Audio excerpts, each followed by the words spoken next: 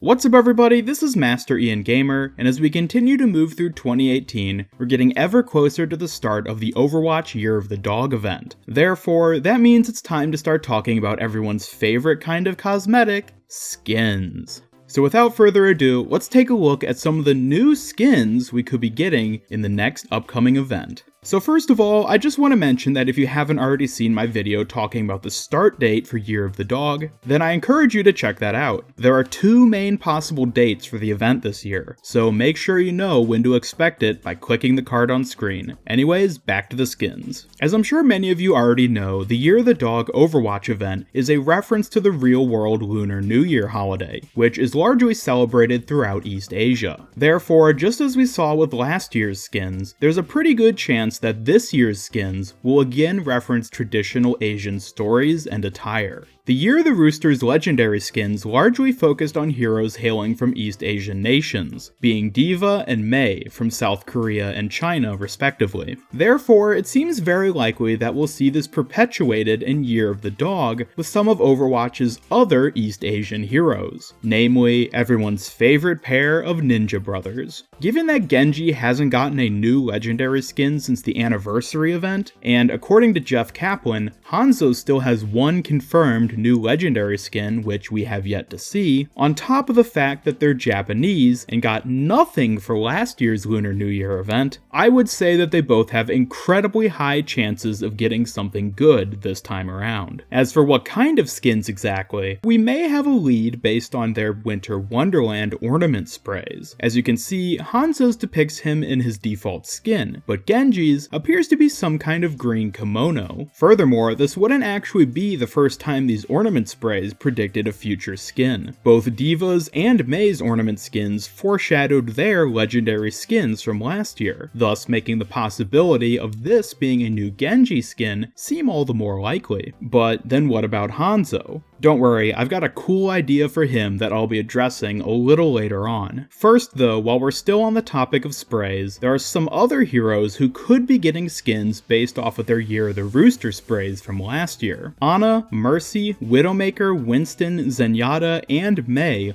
all had sprays depicting them in outfits we currently don't have as skins in-game. While most of these outfits seem rather minimal, Mercy's and Widowmaker's in particular are fairly extravagant, meaning that there's a good chance for them to become more than just sprays. Also, these two were perhaps the most requested skin ideas I got in the comments of my last video, so there's certainly no doubt that the community would love to see them in-game. Now, taking a look at the more historical and mythological side of Chinese culture, Year of the Rooster gave skins to Reinhardt, Roadhog, Winston, and Zenyatta, which were based off of the characters from the classical novel Journey to the West. However, there are some other characters from this story that could possibly make their way into Overwatch as event skins too. And as a heads up, there's a good chance that I'm going to mispronounce some of these names, so I apologize in advance. The first of these is Guan Yin, who is described as being the goddess of mercy. So take a guess as for who might get that skin. However, based off of how she's depicted, Guan Yin doesn't seem to have much visual similarity to Overwatch's Mercy, other than the white angelic clothing, but I'm sure Blizzard could come up with something if they wanted to go for this. The next possible character is Ao Guang. Not only is he the Dragon King of the East Sea, but he also shares a visual resemblance to another dragon-related hero from the East, at least when it comes to how he's depicted in the game Smite. This is the skin I think we are most likely going to be seeing for Hanzo. If not for this year's event, then undoubtedly at some point in the future. Given that Hanzo is the older of the two Shimada brothers, it would make more sense for him to be the Dragon King. The only issue I see is that Ao Guang seems to be depicted as wielding a sword instead of a bow, but again, I'm sure Blizzard could find some way around this if they really wanted to. Moving now away from Journey to the West, let's take a look at some other Chinese characters who could also work as skins. Guan Yu was a military general from around 200 AD,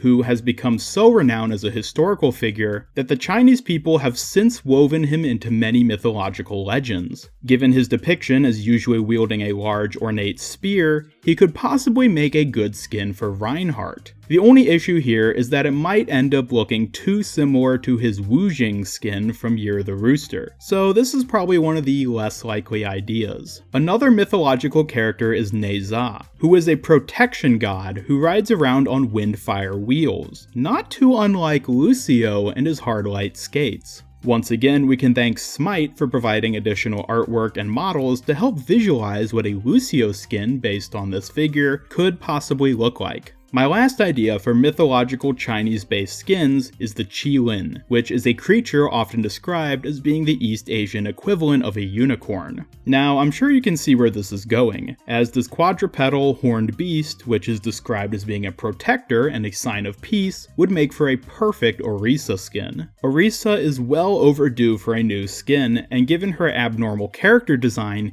she doesn't get as many new skin opportunities as most heroes do. And while the Qilin doesn't have the third pair of limbs like Orisa does, once again, I'm sure Blizzard could work their design magic to come up with a culturally respectful medium to give her as a skin in-game. Before I move on to the last topic of this video, I just wanted to give a huge thank you to everyone who left skin ideas in the comments section of my previous Year of the Dog video. Clark Chen, Stanley Barwick, and especially Kaido K provided me with the vast majority of the historical and mythological skin ideas I used in this video, so I just wanted to thank them specifically as well. Now, for the final part of this video, given just how many great skin ideas I've come across from either my own research or the tons of great comments you guys have been leaving on my other videos, I'm going to have to save the rest of my skin predictions for another video. Now, I know what you're thinking. You maniac! How dare you drag out these event predictions across now 3 videos? I'm sorry to have to make you wait, but in order to organize all the other great ideas I have for not only new skins, but also other new cosmetic items and game modes we could be getting this year, I'm going to have to delay it. So in the meantime, I absolutely encourage all of you to continue leaving your own great ideas down in the comments section below. And as a bit of a teaser for what I have in store for next time, I'm just going to say that I've heard your ideas for dog-themed skins, and also I may have dropped a hint back in this video of mine as for which direction I'll be taking some of these future predictions. And with that, thank you all so much for watching. Don't forget to vote in today's poll card, and be sure to leave a like, subscribe, follow me on Twitter, and turn on notifications to both help out my channel and keep up with all my future Year of the Dog and Overwatch related content. This is Master Ian Gamer signing off, and until next time, have a great day.